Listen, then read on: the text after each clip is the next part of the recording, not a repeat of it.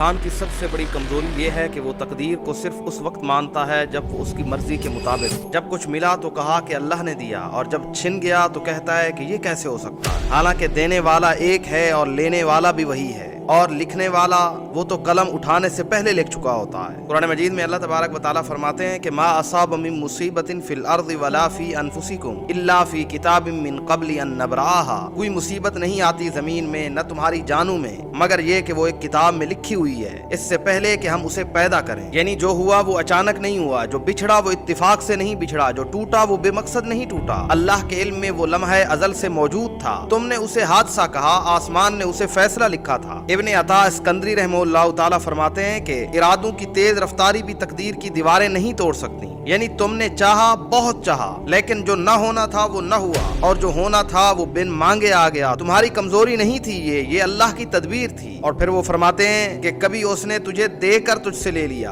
اور کبھی روک کر تجھے عطا کر دیا۔ اب اس جملے کی گہرائی کو اپنی پوری زندگی پر دیکھو۔ مولانا رومی رحمہ اللہ تعالیٰ اسی بارے میں فرماتے ہیں کہ اللہ کے عشق کی آگ مجھ میں لگی، میں جل گیا مگر وہ آگ ہمیشہ کے لیے روشن ہو گئی۔ کبھی کبھی اللہ تعالیٰ کسی شے کو ہم سے اس لیے نہیں چھینتے کہ وہ اللہ تعالیٰ ہمارے دشمن ہے اعوذ باللہ، بلکہ اس لیے ہم سے وہ کسی چیز کو چھینتے ہیں کہ ہمیں جلا کر روشن کرنا چاہتے ہیں۔ امام غزالی رحمہ اللہ تعالیٰ اپنی کتاب میں لکھتے ہیں کہ تقدیر پر ایمان کے 3 درجے ہیں۔ پہلا درجہ تسلیم ہے کہ جو ہوا مان لو، انکار نہ کرو، چیخ کر نہ کہو ایسا کیوں ہوا۔ دوسرا درجہ رضا ہے، جو ہوا اس پر راضی ہو جاؤ، نہ صرف زبان سے بلکہ دل کی گہرائی کے ساتھ۔ اور امام غزالی رحمہ اللہ تعالیٰ فرماتے ہیں کہ تیسرا درجہ شکر ہے، جو ہوا اس میں اللہ کا کوئی راز دیکھو اور شکر ادا کرو۔ اور حضرت یعقوب علیہ السلام کا واقعہ ایک زندہ مثال ہے۔ حضرت یعقوب علیہ السلام نے بیٹا کھویا، پھر دوسرا بیٹا کھویا، پھر آنکھیں کھو دیں، لیکن اس کے باوجود انہوں نے فرمایا کہ فصبر جمیل واللہ المستعان، صبر جمیل ہی میرا راستہ ہے اور اللہ ہی وہ ذات ہے جس سے مدد مانگی جاتی ہے۔ اب دیکھو کہ یعقوب کا وہ انتظار وہ بھی تقدیر تھی، اور یوسف کا وہ ملاپ وہ بھی تقدیر تھی۔ یاد رکھو کہ اللہ تمہارا مدبر ہے، تمہارے لیے سوچنے والا، بنانے والا، بچانے والا۔ تمہارا کام صرف یہ ہے کہ جو گیا اس پر اعتماد رکھو، جو آیا اس پر سجدہ کرو، جو آنے والا ہے اس کا خوبصورتی کے ساتھ انتظار کرو۔